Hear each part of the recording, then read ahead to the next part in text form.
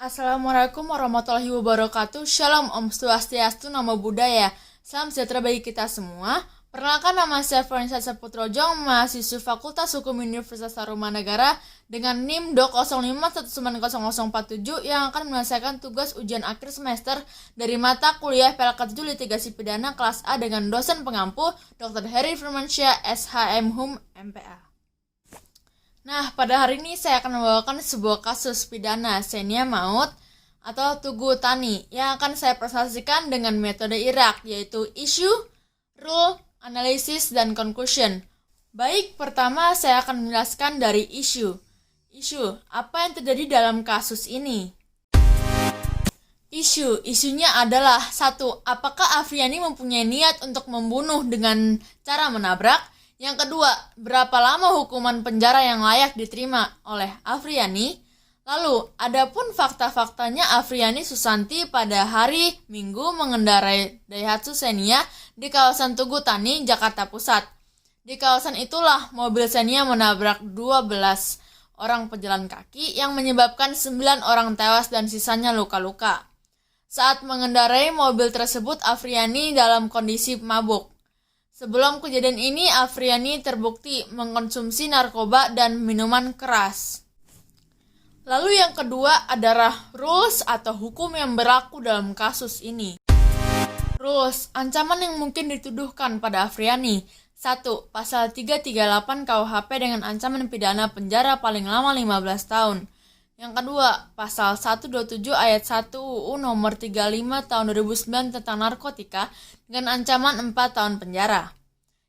Yang ketiga, pasal 310 UU nomor 22 tahun 2009 tentang lalu lintas dan angkutan jalan dengan maksimum maksimum 6 tahun dan denda paling banyak 12 juta.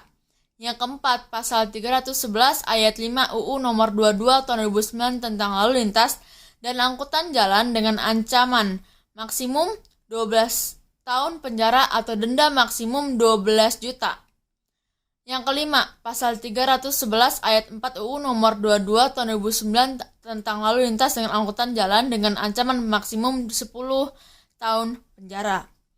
Nah, pada 29 Agustus 2012, Hakim Pengadilan Negeri Jakarta Pusat memutuskan tersangka Afriani, tersangka kasus maut Tugu Tani yang menewaskan 9 orang dengan 15 tahun penjara. Baik, selanjutnya kita masuk ke dalam analisis pada kasus ini. Terkait kecelakaan maut mobil Xenia yang menabrak 12 pejalan kaki, Afriani Susanti si pengemudi mobil menjadi tersangka.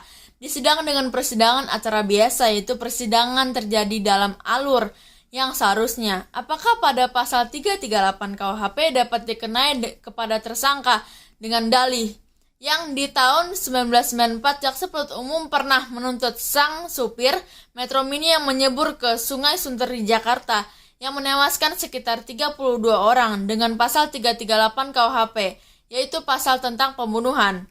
Yang kemudian hakim sependapat dengan JPU yang menyatakan terdakwa terbukti sah dan meyakinkan melanggar pasal 338 KUHP. Pada unsur-unsur pasal 338 KUHP yaitu 1.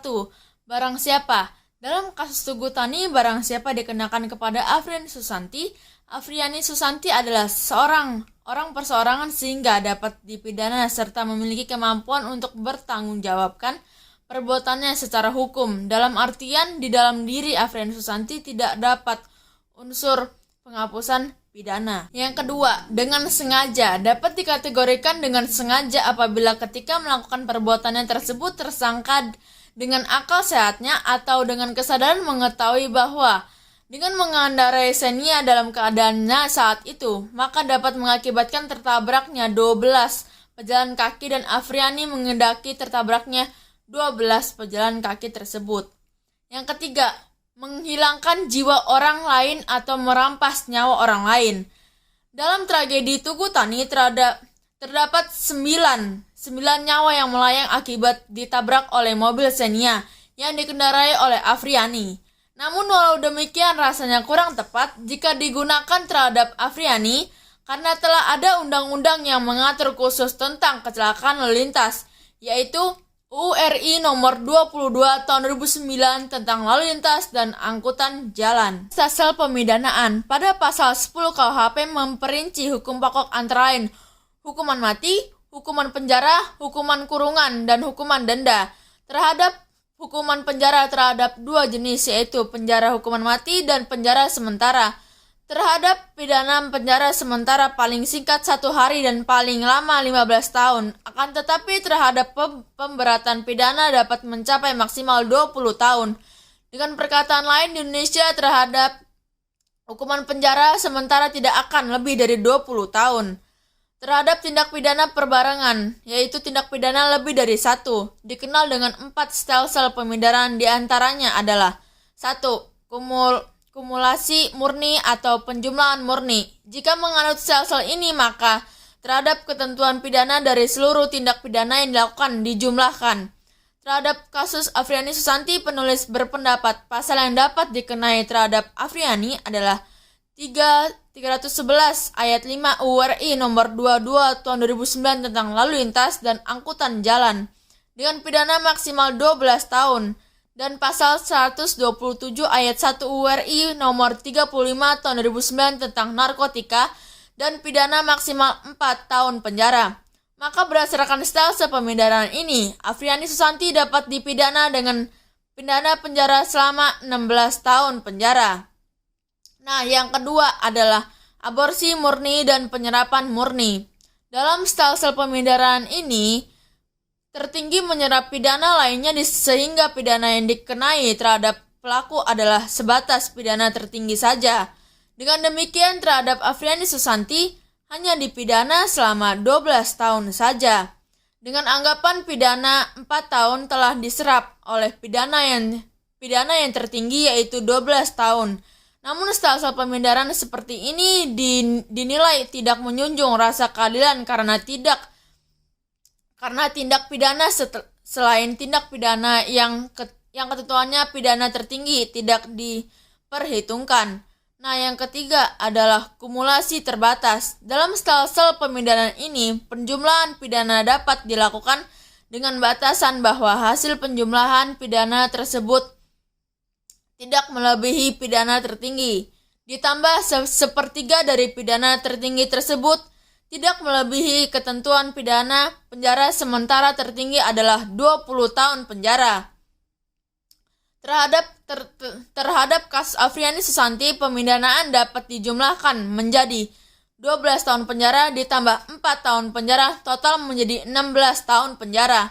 Namun tidak sampai di situ saja, kita harus mengecek batas kumulatifnya, yaitu tidak melebihi pidana maksimal ditambah sepertiga pidana maksimal, yaitu 12 tahun penjara ditambah 4 tahun penjara menjadi 16 tahun penjara. Ternyata kumulasi penjumlahan terhadap dua ancaman pidana yang dikenai terhadap Afriani Susanti tidak melewati ambang batas, sehingga dapat dipergunakan, yaitu penjara pidana selama 16 tahun. Nah, yang keempat adalah aborsi dipertajam. Stelsel pemindahan ini hampir sama dengan kumulasi terbatas, hanya saja sistemnya berbeda meskipun hasil akhirnya sama. Baik, kita lanjut pada yang terakhir, yaitu conclusion atau putusan. 1.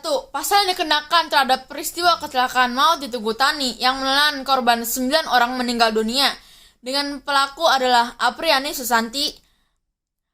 Penulis berpendapat pelaku dapat dijerat dengan pasal 311 ayat 5 UU RI nomor 22 tahun 2009 tentang lalu lintas dengan angkutan jalan dengan pidana maksimal 12 tahun penjara, dan pasal 127 ayat 1 UU RI nomor 35 tahun 2009 tentang narkotika dengan ancaman pidana maksimal 4 tahun penjara. Yang kedua, penjatuhan pidana berdasarkan stelsel pemindahan perbarengan atau stelsel kumulatif terbatas. Maka sesuai ketentuan pidana yang dikenakan kepada tersangka Afriani Susanti dapat dijatuhkan pidana maksimal 12 tahun ditambah 4 tahun, maka total menjadi 16 tahun penjara. Baik, demikian presentasi saya akhiri. Semoga bermanfaat bagi kita semua. Apabila ada kata atau kalimat yang kurang berkenan di hati saudara-saudari, saya mohon maaf sebesar-besarnya. Terima kasih.